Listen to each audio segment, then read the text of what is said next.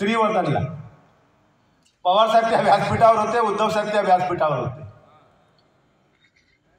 आता 4 महिन्यापूर्वी माझी उमेदवारी जाहीर केली आणि आता याच व्यासपीठावरून जयंतभाईंनी माझं मंत्रिपद सुद्धा जाहीर करून टाकले.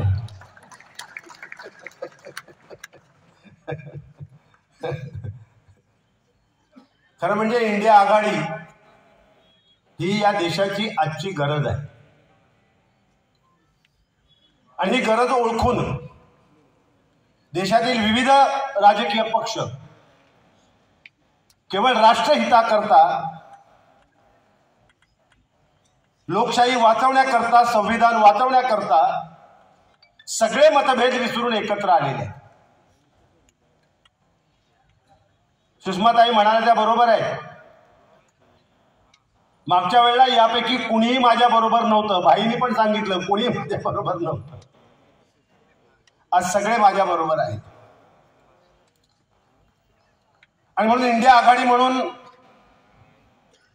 अतिशय उत्तम असं मनोमिलन या रायगड लोकसभा मतदारसंघात झालंय. आणि सगळ्यात खुश खबर मला द्यायची आहे पवार साहेबांना. द्यायची का? द्यायची ना खुश खबर? नक्की. मग एक नवीन घोषणा मी या रायगडमध्ये ऐकली आहे.